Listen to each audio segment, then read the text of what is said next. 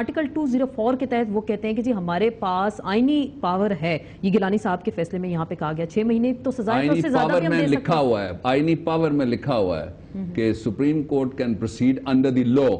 لا کیا ہوگا؟ کانسٹیٹیوشن لا نہیں ہے، کانسٹیٹیوشن از کانسٹیٹیوشن، وہ تو پیرنٹ بک آ گئی نا، تو لا کون سا ہے جس کے تحت کوئی پروسیڈ کرے گا؟ یہ بہت عام سوال ہے۔ پھر اس کا مطلب سیاسی فیصلے ہو رہے ہیں، حالات کو دیکھ کر فیصلے کیے جا رہے ہیں۔ غصے میں انصاف نہیں ہو سکتا، عدالت غصے میں جس کو بھی غصہ جس پہ آ جائے وہ انصاف نہیں کر سکے گا۔ آپ نے ایک شعر پڑھا تھا، سنا دیتے ہیں ناظرین کو، پھر اس شعر پہ غصہ آیا، بات کرتے ہیں۔ نوٹس ملیا ککھ نہ ہلیا، کیوں سونیاں دا گلا کرو، میں لکھ واری بسم اللہ کروں۔ جی لکھ واری بسم اللہ کرو، میں تو سب کو لکھ واری بسم اللہ کرتا ہوں۔ تو اس پہ غصہ آ گیا، آپ کہہ رہے ہیں کہ غصے میں فیصلہ کیا جائے۔ میں نے جو کہنا تھا میں نے کہہ دیا ہے، اور I'm very firm about what I say، کہ غصے میں غصہ ہو سکتا ہے، انصاف نہیں ہو سکتا۔ انصاف نہیں ہو سکتا۔ چلیں ایک بار مجھے آپ کا ایک سٹیٹمنٹ یاد ہے، آپ نے کہا تھا کہ زرداری صاحب نے مفاہمت کے تحت میاں صاحب کے جو کیسز ہیں وہ نہیں کھلے ہوئے، جو نیب میں پینڈنگ ہیں، جس پہ پیپلز پارٹی آج بڑا شور مچاتی ہے، $32 ملین کہاں گئے، رحمان ملک صاحب شور مچاتے ہیں، تو کیا وہ مفاہمت تھی کہ میاں صاحب کے کیسز جو شریف برادران میں ابھی وہ کیسز کھولنے کا عام ہی نہیں ہوں، let me tell you the reason۔ اور میں لا منسٹر تھا، تو یہ جو کچھ ہوائی وزیروں کو بڑا شوق تھا مقدمے نواز شریف صاحب اور ان کی فیملی پہ کھولنے کا، میں نے نہیں کھولنے دیا۔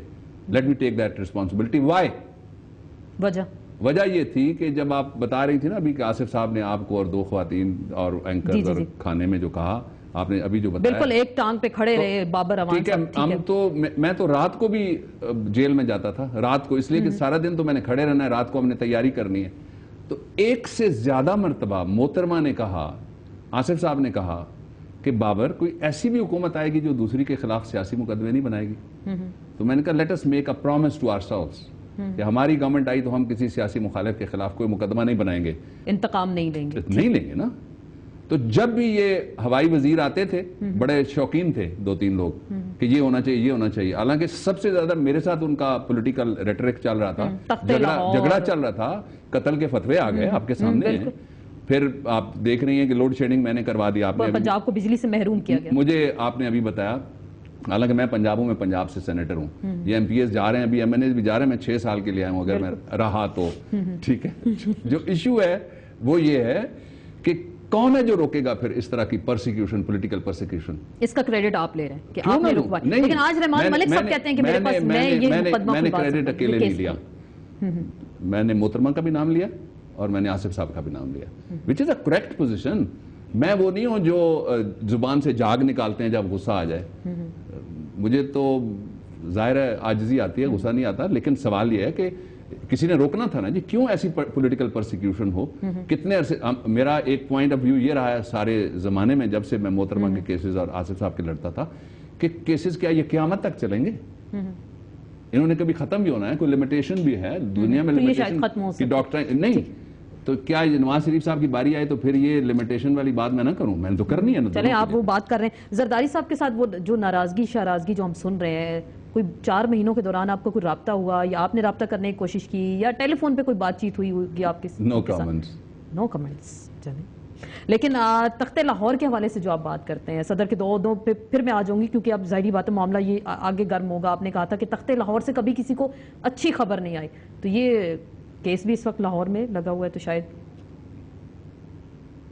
میں نے جب میرا کوئی بیان غلط ثابت ہوگا تو بتائیے گا نا، آپ نے یہ کہا تھا اور یہ غلط ثابت ہو گیا۔ ٹھیک، تو کیا بابر اعوان صاحب پیپلز پارٹی میں رہنا چاہتے ہیں، پیپلز پارٹی سے باہر جائیں گے، کیا کریں گے مستقبل کا فیصلہ؟ پیپلز پارٹی میں نے محترمہ کے ساتھ مل کے بنائی ہے، جدوجہد کی ہے، اور جدوجہد بھی ایسی کی ہے کہ اس وقت میں اس ٹرک پہ نہیں تھا جس پہ کیمرے آپ کے لگے ہوئے تھے اور دھمالے اور لوگ ڈال رہے تھے اور بڑا خوشی کا ماحول تھا، میں اس ٹرک پہ تھا جس پہ بندوقیں لگی ہوئی تھیں، جس پہ توپیں تھیں اور جس پہ خود کچھ حملے لگے ہوئے تھے اور جس کے اوپر بارود لگا ہوا تھا، میں اس ٹرک پہ تھا۔ اس ٹرک میں تھے، اور اس ٹرک میں پہلے دن سے جب وہ آئی ہیں 18 اکتوبر سے لے کے 27 دسمبر تک ایک اور سیاسی آدمی کا پیپلز پارٹی میں سے نام لے لیجیے گا جو ساری جگہ تھا۔ اچھا، ناہید کی پوزیشن تھی، وہ بی بی کا پرسنل سٹاف تھا، ٹھیک ہے جی، اور باقی ایک نام لے لیجئے لیڈروں میں سے جس کو آپ نے دیکھا ہو کہ اس نے اپنے صوبے سے باہر نکل کے بی بی کے ساتھ جا کے کسی جگہ جلسے سے خطاب کیا، میں نے کیا۔ آپ نے چلے خطاب کیا، لیکن آپ کی ذات کے حوالے سے کہا جاتا ہے کہ آپ بار میں بی بی کے خلاف کوئی غلط زبان استعمال کرتے رہے، آپ نے کچھ نظمیں ایسی پڑھی، وہ کہتے ہیں کہ ریکارڈ کا حصہ ہے، یہ تاریخ کا حصہ ہے. میرے بارے میں جو بھی کوئی کہا جاتا ہے نا، دو طرح کے لوگ ہیں. ایک وہ ہیں جن کو حسد ہوتا ہے آپ سے، وہ آپ کے بارے میں بات کرتے ہیں.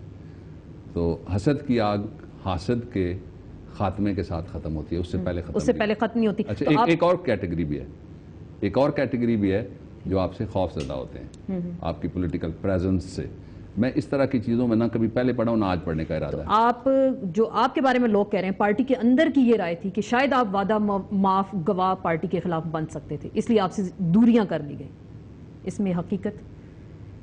دیکھیے، میں نے پہلے کہا سیاسی یتیموں پہ کوئی تبصرہ نہیں کرنا. بہت بہت شکریہ سینیٹر ڈاکٹر بابر امان صاحب سے ہماری دلچسپ گفتگو ہوئی اور ملکی سیاسی حالات پہ بات ہوئی، قانونی آئینی معاملات کا بھی ذکر کیا اور سیاسی یتیموں کے بیانات پر وہ کہہ رہے ہیں کہ تبصرہ نہیں کریں گے، اور کچھ ایک دو اہم سوالات ہیں جس پہ نو کمنٹس بھی کہہ دیا. اس کے ساتھ ہی آسماں چودھری کو اجازت دیجیے، کل پھر ملاقات ہوگی. اللہ حافظ.